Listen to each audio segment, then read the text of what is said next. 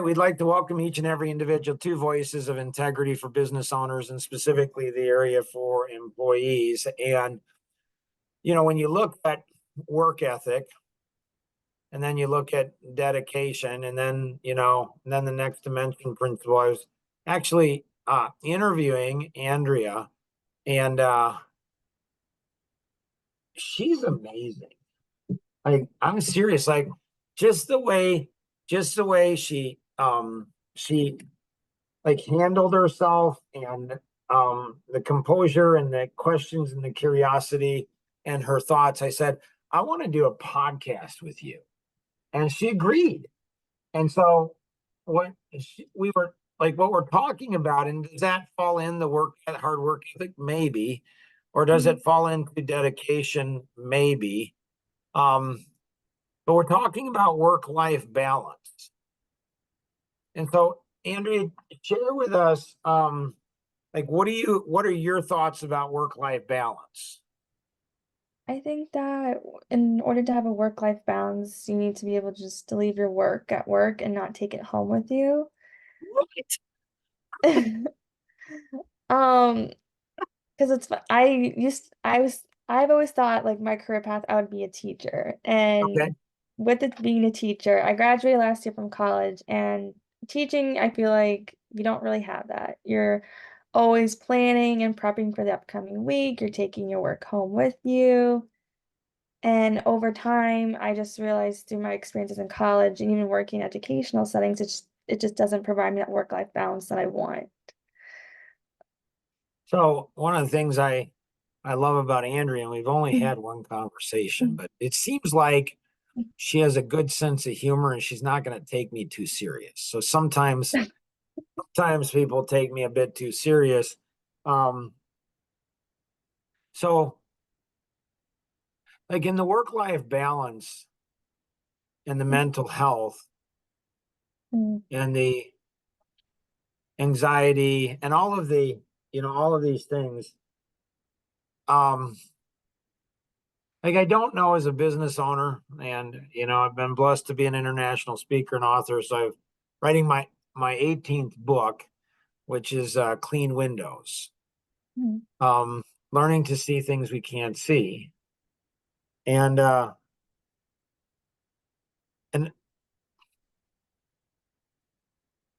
don't know that, like, my generation was really concerned about work-life balance.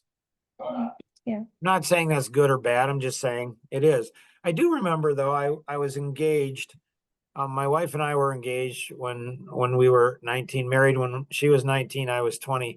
And I remember my mom saying to me, as a 19-year-old, and so I'm getting ready to get married and stuff, and we're both Mhm, at college.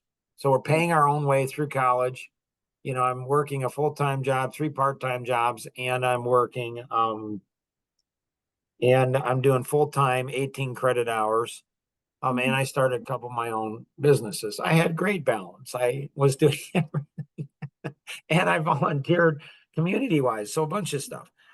And I remember my mom saying to me, she said, Mark, you come from a very hard work ethic family from both sides. I'm like, okay, mom. And mhm, she went ahead and she said, I'm a little concerned for you. I'm like, okay. She said, I'm concerned you're going to be a workaholic and you're mhm, not going to spend time with your wife and kids, your future children. mm. I said, okay. And she said, just remember one thing, Mark. Um, I've never met anybody on their deathbed that said they wish they spent more time working. Yeah. And I wasn't being a smart aleck, I'm just being Mm, curious. I mean, I'm just a curious kind of guy. And I said, Mom, can I ask you a question? And she's like, yeah. I said, so have you ever found anybody on their deathbed that said they spent enough time with their family? She's like, well, no. I'm like, so what you're telling me, Mom, is no matter how much time I spend with my family, it's never enough. And she's like, well, that's not really what I was trying to teach, Mark. And so, we were married, and my senior year in college for my finance degree, the first degree I picked up, I was doing 18 credit hours, really hard. I love finance and my finance degree, but it was hard, like really hard, 18 credit hours. I'm working full time, starting a couple of my own companies. We're married, doing volunteer, in the local community stuff. And I remember going into that semester and I'm like, I'm gonna die. Like I'm gonna die. Here I'm, married and got all these things. And I said, so what am I gonna do? So what I did is, I never read this in a book. I didn't hear it in a seminar. There weren't podcasts back then. And I said, what I'm going to do is I'm going to time block every 15 minutes of the whole day for the whole semester. Mhm. And I did that. And man, did I smoke it that semester. Man, I got great grades. I mean, the great marriage and the grades and everything, like everything was just a machine. And the next semester, my wife was still in going for her elementary education degree. And she went ahead and so she had another 2 semesters. So I'm like, well, I'm not gonna go get a job because then, might get transferred, whatever. So I'm Mhm. just gonna, go back and I'm gonna pick up my marketing degree. So I had 15 credit hours that semester, and they were easy classes. So I had less hours and they were easier. And Andrea, I didn't get as good as grades in that semester as I did the previous. Yeah. So once with the 3 business degrees I have, I wrote down all the things that I learned, like the most important things I learned from the 3 degrees. And 90% of those, Andrea, were never on the syllabus. Oh. Like they weren't intentionally taught to me. Like what I learned later is an airplane is designed to fly and it will wear out faster on the ground than in the air. So I think we as human beings are designed to do amazing things. I don't look at anxiety as bad. I just look at it as anxiety. I don't look at stress. There's good stress, bad stress, good anxiety, bad. And actually, I don't know if any of that's even true. I think it's how we respond to our life situation that turns it into good or bad.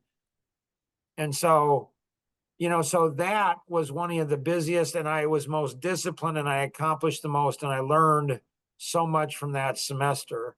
Now, fast forward a number of years, um, and 7 kids, and then 9/11 hits, and the whole market blows up. I have my own company, and everything just blows up to pieces. And I need to go ahead and to keep my business alive, I need to go from 50, 60 hours a week, which for me is nothing. Like if you plan, write this down, Andrea. 1,440. I'm serious. Like write this down. 1,440 and memorize these 2 numbers. So 1,440 and then Mhm. 10,080. So those are how many minutes are in a day and how many minutes are in a week. Mhm. So this is actually brain science stuff. This is just the coolest thing in the world. So if you tell your brain that you have a lot of anxiety, a lot of stress, Mhm. panic attacks, you tell your brain all of this stuff and your brain actually believes it. Like Henry Ford said, if you believe you can do a thing or believe you can't do a thing, either way, you're right. The brain is really powerful. Right. And Yeah, I think so it's all about mindset. It's it is shifting. mindset. Thank Yeah. you. It is mindset. And if Mhm. I hadn't had those difficult times, in high school when I was working and doing grades, and then in college, that got to be tougher, a lot tougher than in high school and getting married. And then 7 kids. And then my business required me to go from 50 hours a week up to 110 hours a week. Yeah. Any ideas, Andrea, how stressful it is to go ahead and have 7 kids and have to be working 110 hours a week? I Any don't have ideas how I stressful don't know that is? how you did. Yeah. I I just look back to when I was in college. I just said, okay, I need to go ahead and That's a I need lot to of break it down and I need to do this. And yeah, I probably got less sleep and stopped playing golf, gave up golf, for a season. Um, Mhm. but what's weird, Andrea, is Mhm. I never missed one of my kids' um baseball or softball or soccer games or school. Like never missed any of them. My kids got to travel around the world with me. Um, I went ahead and dated, had a date night with my wife every Friday night, like a machine. Mhm. Um, and then what's interesting is I met Tom Kuntz, who's the most recent past president of Century 21, it's the largest real estate franchise in the world. Mhm. And this was 20 years ago. So I was just turning 40, just had turned 40. And all of a sudden, my whole world changed. And he made one phone call, and I was talking to the president of Easter Seals Worldwide. An email, I'm talking to, the president of Caldwell Banker. I mean, Tom just knew everybody. And he just started introducing me. And my world became really, really busy then. And I So, remember question for thinking, you is said, I have a question for you. Where yeah, do you find time for you? Like, where do you find time to pour into yourself rather than being everything to everybody for everyone? this is why I love doing I want to do more than one podcast for you. You're great. Because I hear about you being the person for everybody, but what about you? 'Cause that's what I'm saying. Like being a parent and even like working as a career, it's like, how do you balance both of them to have that work-life balance? Seems like you're just constantly going, going, going. Yeah, see, now you're just teasing me. So for everybody watching this, like she's just teasing me now. And so we're going to go into the mind models here. So the mind models are something that, um, like maybe in another podcast, I'll show you my journals. Yeah. You would enjoy those, I think. People say, "Are you like Leonardo da Vinci?" Seriously, it's weird. Like nobody told me, Andrea, that I was smart until I was 40, not even my mom. So I have my Yeah. oldest brother is a CPA, my youngest sister's a medical doctor. My parents are my dad's a pastor, my mom was a stay-at-home mom. And but not even my mom told me I was smart, like which was fine. It's okay. But at 40, everybody started telling me how smart I was. And when you're first 40 years of life, nobody tells you you don't know what to do when people say, "Man, you're so smart." I try not to laugh because that might disappoint them because they want to talk to smart people. But here's what I call the flawless thinking model.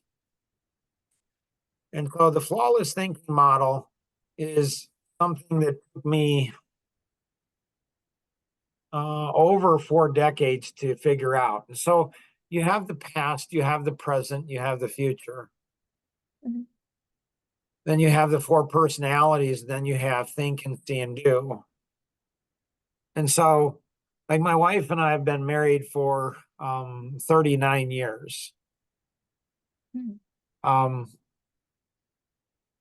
so when I'm spending time with her, like that is kind of spending time with myself. Mhm.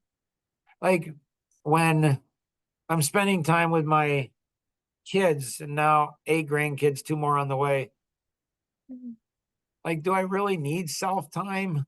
I'm not saying we don't. Mhm. I'm just saying, is it really about me?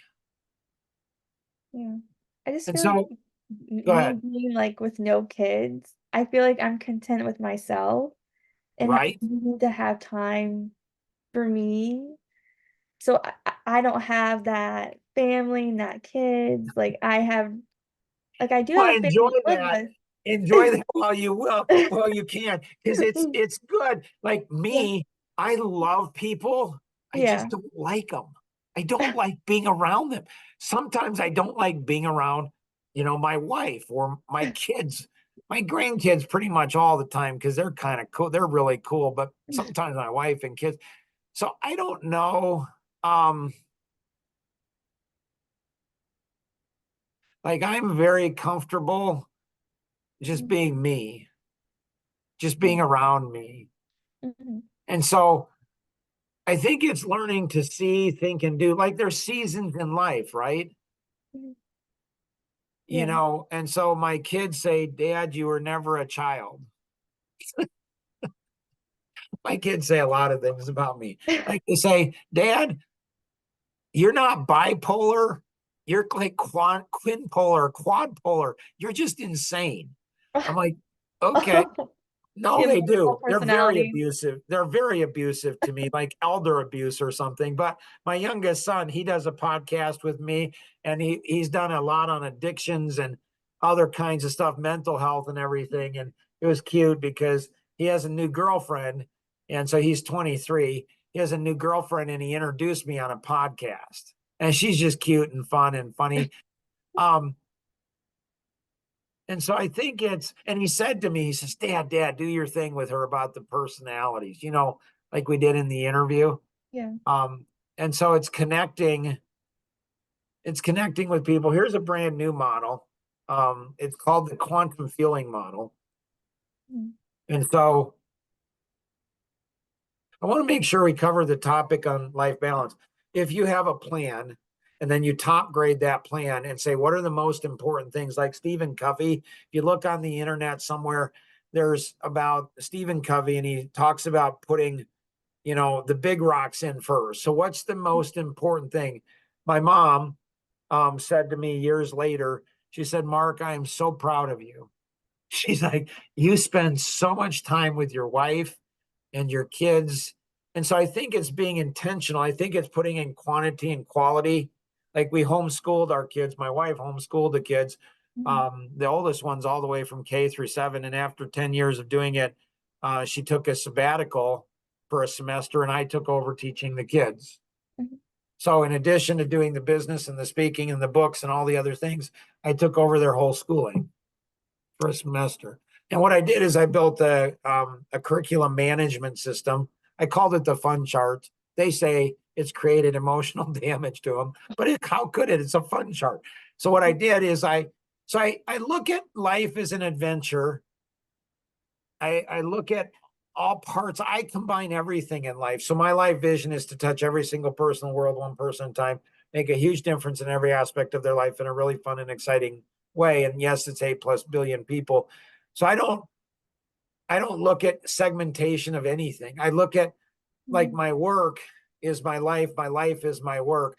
Like when I have a problem in business that I can't figure out for a client, I'll often find the solution with my kids. Mhm. And when I can't figure out something with my kids, then I'll often find a solution in business. And so I I think it's I think it's being able to look at life as an adventure and say, like now I have an extra 20 or 30 hours of free time. I have so much free time, Andrea. We could Mhm. do a 10-hour, like it's crazy how much free time I have now. Yeah. It's absolutely insane. Anyways, um, my youngest brother and my son, he's 25, married, and and they both told me, Dad, you know, your feelings, Mark, your feelings are important. And it Mhm. was weird to me because a lot of people say, Mark, you're probably one of the most in touch people I know about your feelings. And it's not that my feelings are not important, but just because I feel something doesn't make it true. Like I can feel this is not a good situation, but it can be, or I can feel this is a good situation and it's not. So my Mhm. feelings, and so what I did is kind of built a quantum feeling model. And so I think a lot of times in today's society, there's entitlement, self righteousness, and victimhood, and it robs us from a balanced life. Mm. Yeah. And I so, think, sorry. what's the go ahead? No, I was just gonna say, like, I just feel like things are just taught to us as a society what's the right thing. Like, you go to college, you get a degree, then you get a job, but it's not so easy like that. So then people have this sense of entitlement that they can deserve a job or that, they should be in a certain part of their life, but like life doesn't work like that. It doesn't. And Yeah. so I don't think I mentioned on the interview, pretty sure Mhm. I didn't, Mhm. that our oldest son died 4 years ago, June 17th. Oh, I'm sorry. Yeah, he was 30 years old. Mhm. Suicide, gunshot to the head. Our youngest son was in the room. He was 19 years old at the time, and he was like 5 feet away. Mm. And my oldest son was one of my closest friends. We talked every week. I'd helped him start his own business. And Mm. he was out in Tucson. We were in the Chicago area. Um, in addition to him being a great son, amazing brother, oldest brother, um, he was a great friend, but he was also in his business, he did media, video, and all kinds of stuff. The kid was just, he was unbelievable. Mhm. So the loss was like, I can't even put words on it. Yeah. Mental But health one of is. my friends, Ken Bucci, he's a CPA out in Boston area. Um, and he said, like a few days after, he said, Mark, people shouldn't be giving you sympathy. They should be asking you how you think. Mhm. And so I think that we lose perspective. And when we lose perspective, we get in, like you said, like we're not thankful. Yeah. Or we're self-righteous, like we think our way is the right way. And I grew up very conservative Baptist, so I was trained very much like this is the way you do life, this is the way God is, this is the way everything is. And Mhm. so I was exposed to a lot of self-righteousness, and it's like, and it seems like there's more of that going on, not just in the Christian community or religious community, but just in society. It's like, well, this is the right way. Well, maybe our life's a lot more complicated, or being a victim. And like we're not learning how to take ownership. Like Right. we're not learning how to heal. We're not learning like life is tough and that's okay. Mhm. So in closing, I'll go ahead and in this closing, I hope we do another one. Next time, you need to be more. Everybody's like, how come you're not letting Andrea speak? I'm like, right? She inspires me. Um, seriously. So this is the secret about time. I learned this right around when I met Tom. Um, and so what I did is I learned to think about time in a different way. And when I did, everything changed in my life. Mhm. So when we tell our brain we don't have enough time, we're really busy. So if you ask 10 people, if you ask 100 people, if you ask 1,000 people what their biggest challenge is, 33% of the people will say something directly about time. Mhm. Not over 95% of the people will say, if you had more time, would that help you in your biggest challenge in life? And they say yes. And so this is actually one of the first videos that my son did. So it's a favorite, it's just amazing. The secret about time. And there's 10 videos that Life Masteries asked me to do about time and about my journey on how I discovered most people have 24 hours in a day. I don't. And so this takes people through the journey. And so this is the 3-for-1 principle. This is the Mach 1 principle. This is the life vision principle. The life vision. So day 3 is when we discover our life vision. So have you seen the movie Ford versus Ferrari? No. You gotta watch that, girl. I'm telling you. Like there's this quote in there where he says, my daddy told me, this Texan guy, true story. And he says, my daddy told me that a man who loves what he do is the luckiest man in the world, because he'll go ahead and he'll never work a day in his life. My Wow. mom, when I was probably 15 or 16, complaining about working around the home, she says, Mark, you're going to be working the rest of your life. You better learn how to enjoy it, learn how to make it fun.